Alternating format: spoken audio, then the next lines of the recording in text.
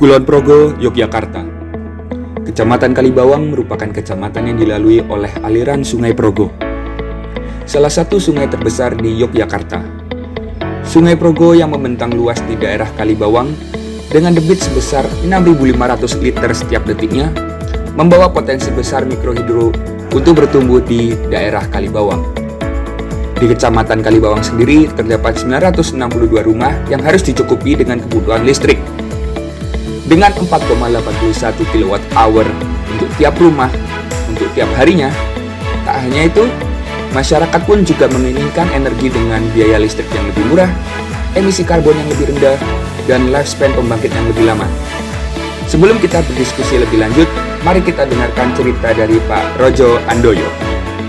Kalau mikrohidro mati, masyarakat udah wah mikrohidro ini mati, katakanlah gitu. Tapi kalau PLN yang mati, ini udah enjoy man, ya gitu. Kalau di sini loh, makanya kalau mikrohidro yang mati, masyarakatnya sudah wah kok ini mikrohidro ini mati, gimana gitu. Tapi kalau PLN yang mati, mikrohidro masih nyala kan gitu. Pertanian merupakan komoditas utama dari warga Kecamatan Kalibawang atau mayoritas masyarakat daerah rural pada umumnya.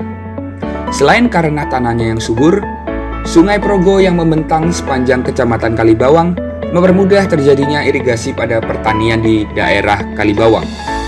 Namun, apakah kita bisa memanfaatkan potensi Sungai Progo secara maksimal?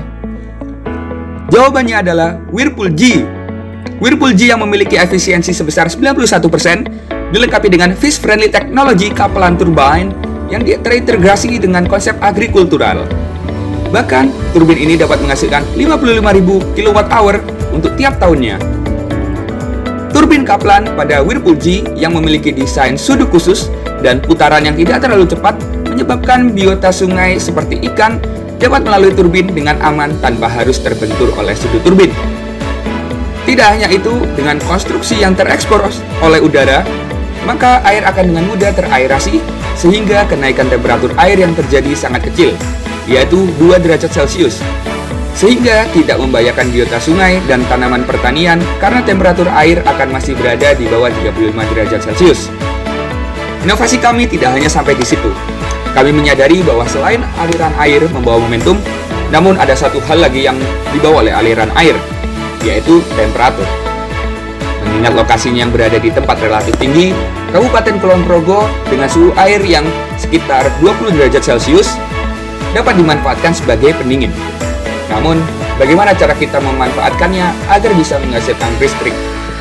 Jawabannya adalah seebeck effect. Seebeck effect adalah fenomena terbentuknya potensial listrik pada 2 semikonduktor yang terhubung. Jika pada sambungannya diberikan perbedaan temperatur, alat yang digunakan adalah thermoelectric generator atau biasa disingkat TEG. Pada alat kami, sisi dingin TEG akan didinginkan oleh aliran air, dan sisi panas TEG akan dipanaskan oleh sinar matahari dengan lensa Fresnel menggunakan konsep loop untuk memfokuskan cahaya matahari. Dan ada base aluminium untuk menopang komponen lainnya. Wiring groove adalah alur untuk menaruh kabel yang menghubungkan satu sel dengan sel lainnya.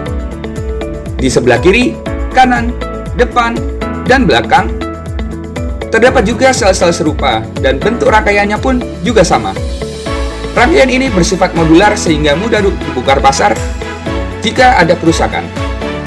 Total TEG yang digunakan adalah sebanyak 50 buah. Selanjutnya, di dalam inlet kanal terdapat fin untuk mendisipasi panas yang terbentuk di TEG. Untuk lebih detailnya, mari kita lihat.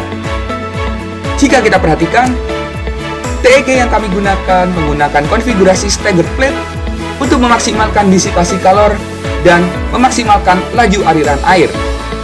Di sisi lain, fin ini akan bertindak sebagai penyaring untuk mencegah benda besar masuk ke dalam turbin, seperti ikan yang berukuran besar atau mungkin sampah dari tumbuh-tumbuhan.